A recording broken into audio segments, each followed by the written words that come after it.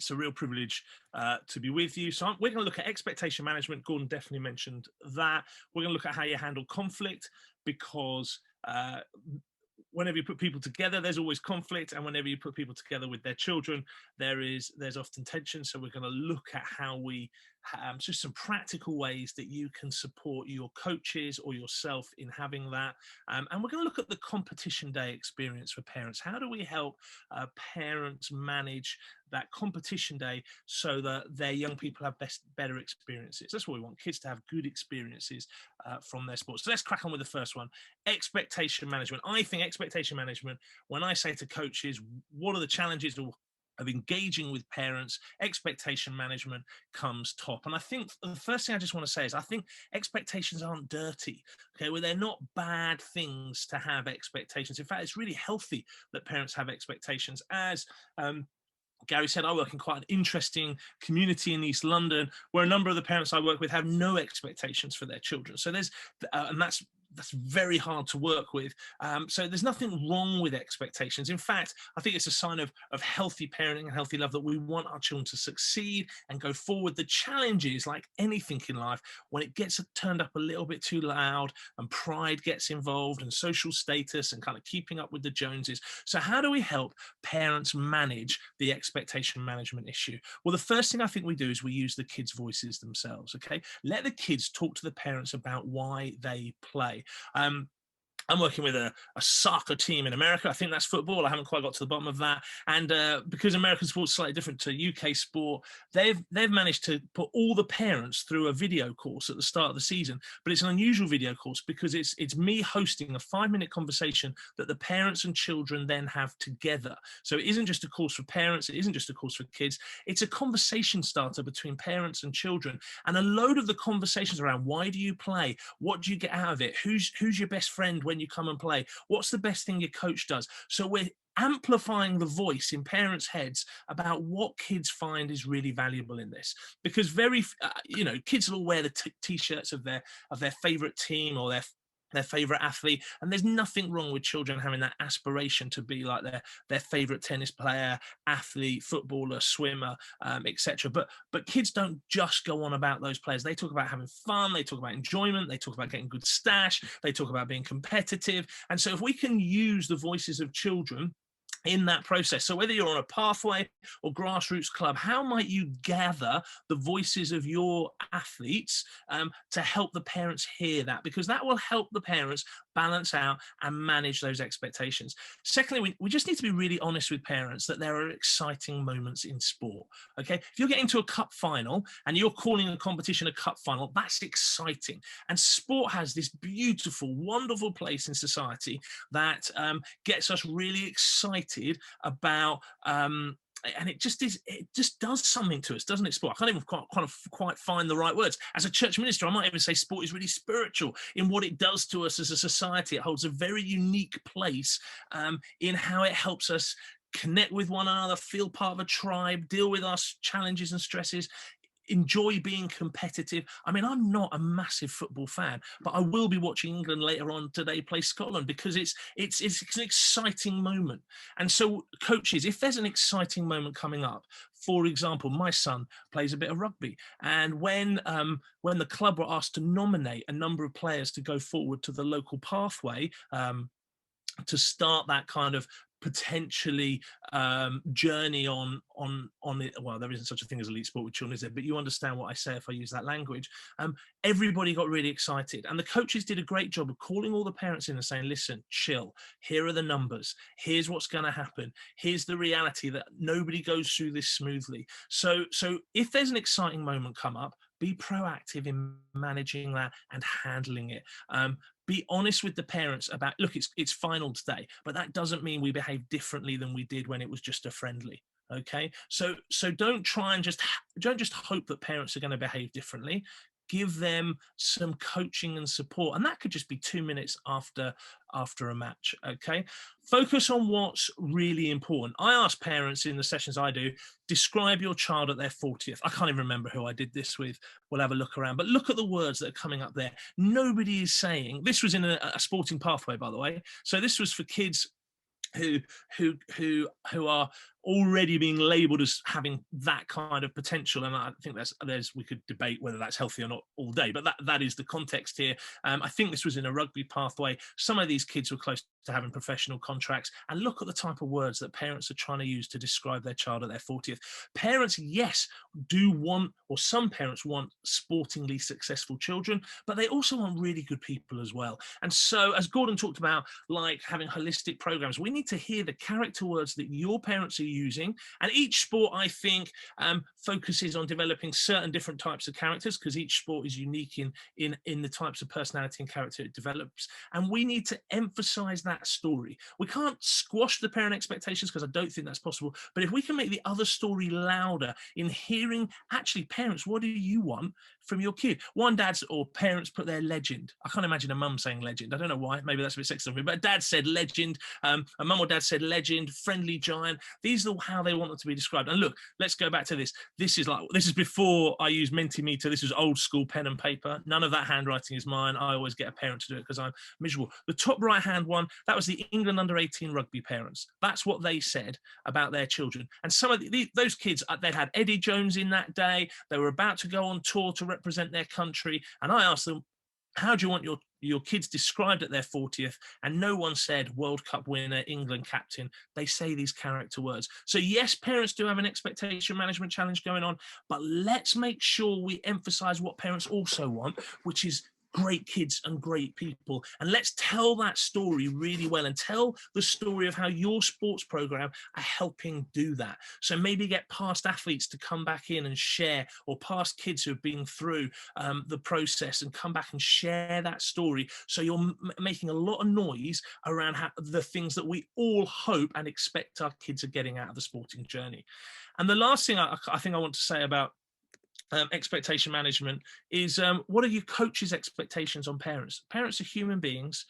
We're giving them lots of information. We need to have realistic expectations on parent behavior change as well. Okay, there's no golden silver bullet, silver bullet, magic wand about kind of changing parent behavior. There's certainly lots of things we can do that are helpful to nudge behavior forward, but we're not going to get 100% of the parents behaving really, really well 100% of the time, and that's okay. That's human beings. And I think so we want to help parents have healthy expectations, but we also want us as coaches to have healthy expectations around parents. If something is stressful, if we're having to break bad news to parents, for example, then actually parents might say something that's unhealthy, and we're going to talk about how we deal with conflict management in a moment. That doesn't excuse the behavior, but it helps us kind of empathize and understand it and work around it a bit. So for me, that's the first piece on expectation management. I've shown you those two. The second thing is kind of around handling conflict. How do we handle conflict? Firstly, I think in your conflict, you're going to have conflict, whether that's just a parent after a match moaning at you about I didn't think you managed that situation very well today, coach, or why wasn't my child given more time, or whatever, up to full on parent raging and being really angry with you. And I think the first thing to talk about is your own self-care and self-awareness in that. I had a coach say to me that once a dad rang him at 10:30 at night, slightly drunk, to have a big moan at him about the fact that his son had been dropped from a pathway. And the coach said to me, what should I do about that, Rich? And I said, well, the first thing is, why was your phone on at 10:30 at night? Okay, we have to take some responsibility for some of the times that parents can get hold of us. Some people work night shifts. Some people have children for 2 days out of a fortnight or whatever, and that means their availability to be able to send you an email at a time that's convenient to you isn't always going to happen. So we need to have good self-control about how we use these. My emails are not on here, and at weekends, this is my phone. Look at it. My kids hate this phone. It texts, doesn't even have predictor text. So my text, if you text me at the weekend, well, none of you have this number, because only my family and a couple of close friends have this number. So I set some boundaries in there. I've got some self-awareness, some self-care that helps do that. The second thing I want to say about when you have conflict is try and de-escalate it. Lots of people say things heated in the moment, or a bit of keyboard warrioring. try and give it a bit of time to calm down. I know everybody says the rule, please wait 72 hours or 48 hours before you make a complaint or go into conflict. That's good advice. Nobody does it. Why does nobody do it? Because our emotions are wound up. I don't know about you in your house, but when me and my partner have a disagreement, I'm not going to her, actually, I'm just going to wait 48 hours and then I'm going to bring this up with you. We don't do that. So the first thing we need to learn is that when a parent comes to us with an issue and they're emotionally dialed up really high, we want to de-escalate it. And de-escalating is simply going, I really want to talk to you about this. Can we talk about it then?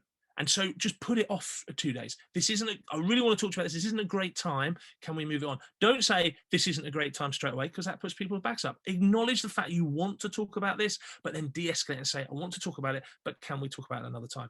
Epic comms. So much conflict could be avoided if we were communicating the stuff that people were complaining about. So if you're getting complaints about selection, game day management, progress, etc., then you need to be communicating, or your coaching styles, then you need to be thinking about how you communicate that in really, really healthy ways. And I don't just mean via letters, okay? So for selection, if selection's a problem, have parents in for 15 minutes, give them the names of 10 people who have represented your country in that sport. Say you've got to pick the best 5 and get them to work through the subjective challenge of selection so they can see that that's really, really difficult. But back that up with simple comms. I think every sports team should have a 1-page sheet for their entire sports season. You might want to supplement it with some other information, but on that sheet is things like game time, selection policy, your coaching style. You should be able to summarize your coaching style in 3 or 4 bullet points. How to handle conflict, being honest and saying, we're going to fall out. This is how we want to try and handle it here. And your safeguarding. You should have your safeguarding stuff front and center. Okay. And then lastly, and handling conflict is a whole session, but I don't want to take up that time. When you meet with somebody, just try and think of a healthy way that's a way forward for everybody. So even if you're dropping a child from a pathway and someone's really upset about it, the way forward can't be, well, they can stay, because that's the coaching decision you've made. But you want to find a way that the parents feel heard and can feel like they can make progress and can keep moving forward. We often talk about in conflict about trying to find compromise. Nobody leaves a compromise feeling fulfilled and satisfied. It's far better to find the common ground that you're on and try and find a way forward on that common ground. It might be saying, actually, do you know what? We stuffed up the communication there. I can't solve that for yourselves, but I promise moving forward we'll get better at that communication, etc. And the last one I want to just talk about is competition day. There's a supermarket chain in the UK. I don't know if they still have them, but they used to have something called a golden greeter. And in our local village, it was an old boy who used to stand there and he'd have the mic and things like that. But he would greet people. I think the most important thing that can happen on competition day is that parents are greeted. Okay. Now, you may not have enough staff if you're running volunteers to do that yourself. So get a parent volunteer to do it. Get a parent volunteer to be the kind of golden greeter. If you are going to get the opportunity to greet the parents, here is my top tip. If you take nothing else from what I say, remember this practical tip. When you greet parents, say something positive about their child. Okay, and fix it into the expectation stuff. Talk about their character. Okay, so I coach hockey, field hockey on Tuesdays, and I love it. And when I see the parents before or afterwards, and often because of COVID, there's been milling around and filling out of apps and logging people in and sanitizing hands. It's been a great opportunity for me to go, oh, you're Jed's dad. Do you know what? Jed every week has a smile on his face. I absolutely love coaching him for that.